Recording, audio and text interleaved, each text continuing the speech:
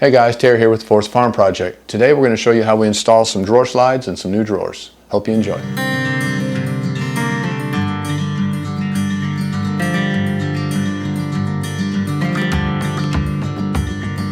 Alright, so today we're going to install these Pro Series 2 drawer slide tracks made by Bloom.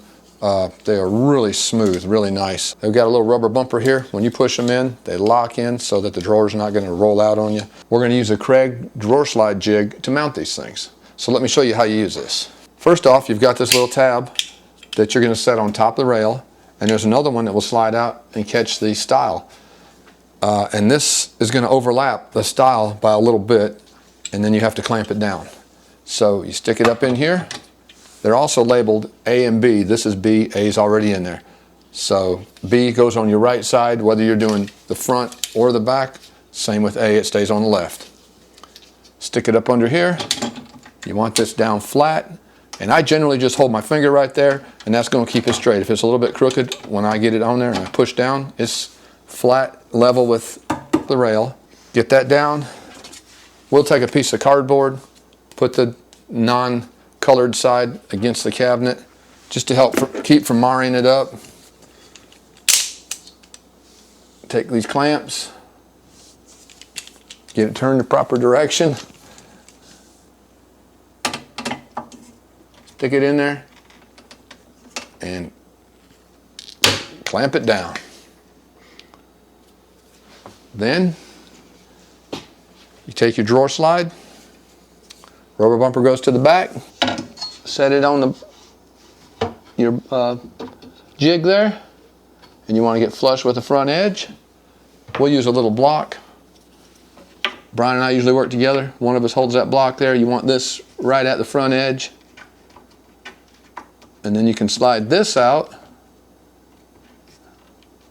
Pull this up to the block. You look inside of here, and you want to hit that hole right there with a screw. So there's the hole. One of the things I love about these Milwaukee screwdrivers, they're magnetic. It makes this job really easy. Now the fun part, I gotta get this lined up. If you slide this out, then you can put this up against that, go right there to the face of the cabinet, push this over against the side, slide this out till it hits that block. Now we know we're in the right position. I'll make sure it's still there. It's there. I'm gonna hold it in place. Try and get this screw started. You want to center it up in that hole as best you can. I'm having the jitteries so that it don't move around on you. You could use a battery drill, and most people probably would just for speed, but honestly, I don't want to over torque this thing and strip it out. So I'm just doing it by hand and getting it good and snug. If it ever got loose, I'll tighten it back up. All right, they make a metal bracket that you can mount on here, and it goes back to the back and mounts, but we opted to not use that. We put a block back here. We made it the same thickness as this stile is from the side panel. We measured that.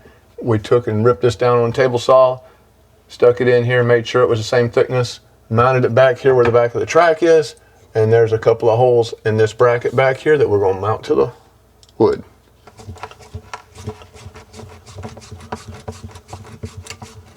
All right, we got the tracks installed.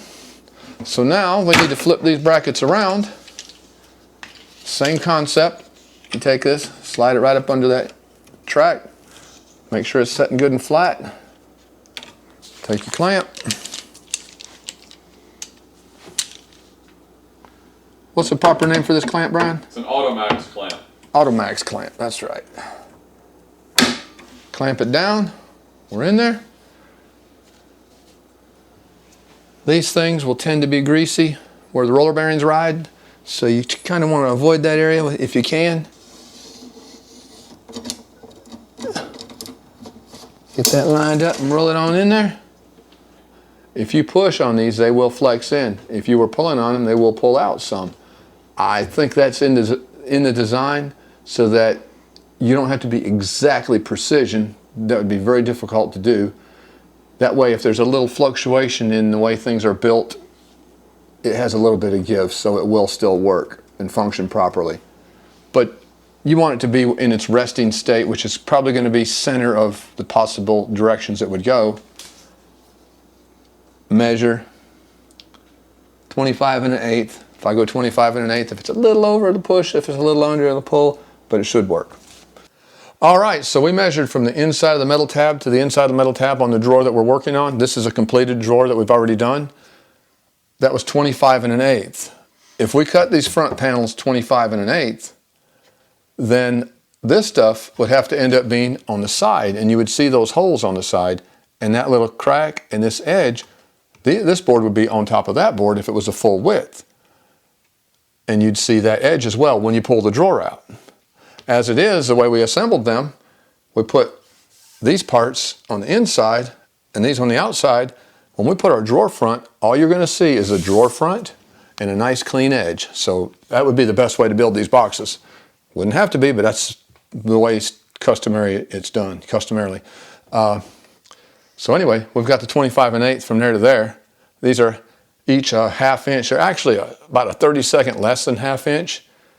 So we take 15/16 off of our overall measurement, which is equivalent of these two boards combined, and that's what we cut this to, so that when we hook these boards together, we end up with the 25 1/8. Let's get her done. All right, so initially we measured 25 1/8, but again we want to take off for those two side panels. So that's 15/16 off of 25 1/8, which just brings us down to 24 3/16. I try to make my mark right dead center of that line.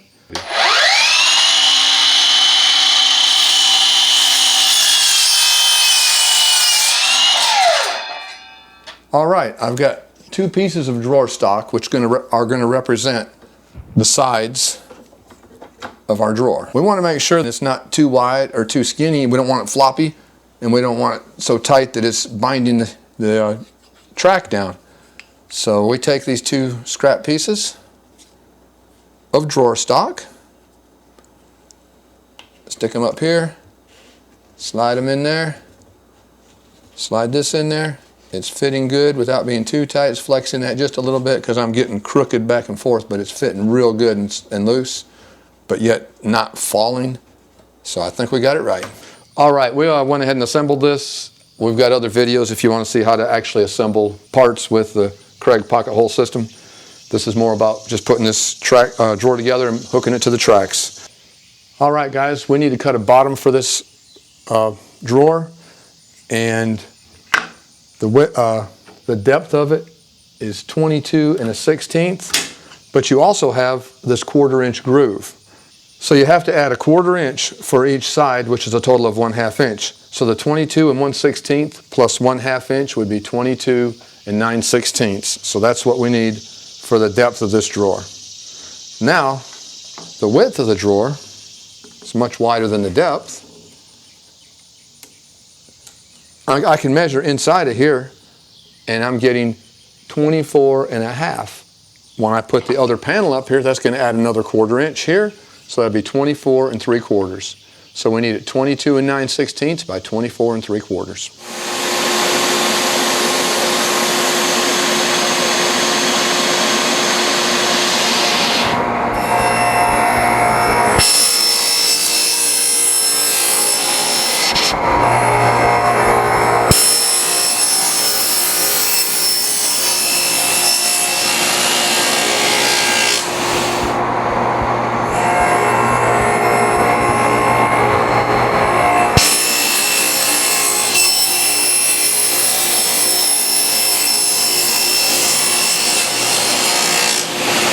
All right, guys, you saw where this Kreg Draw Slide Jig made it so easy to set these tracks in here and get them level and straight. This is where it really comes in handy.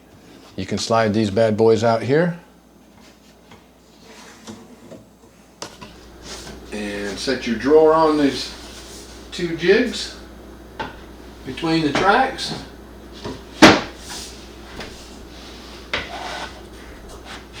So, first thing we did was take this drawer and slide it in there with the tracks in and slide it all the way to the back and pull it back out just to make sure that it moved in and out comfortably and wasn't too tight and binding these tracks, because if you had your drawer too wide, it would bind those tracks and it would drag and it would be a hassle forever.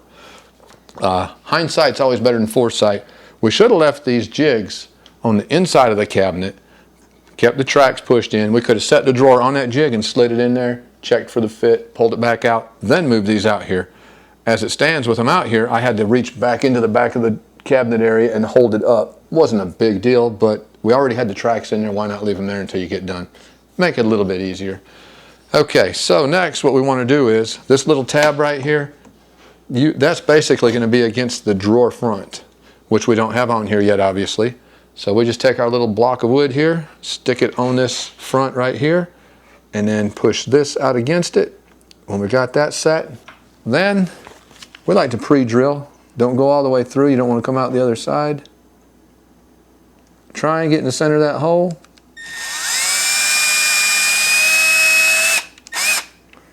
Get yourself a little starter hole. It makes it a little easier to get these screws started. Unfortunately, the only thing we could find in this type of screw was a straight blade screw.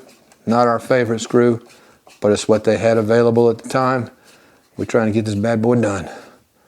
All right, snug it up good. We're going to go ahead and put 3 on each side just to give it some good support. These slots give you access, so we'll pop one in here.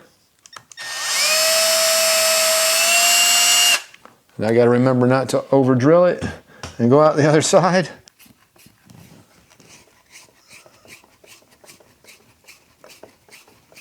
Okay, and we'll do the last one. As far back as we can reach is right here.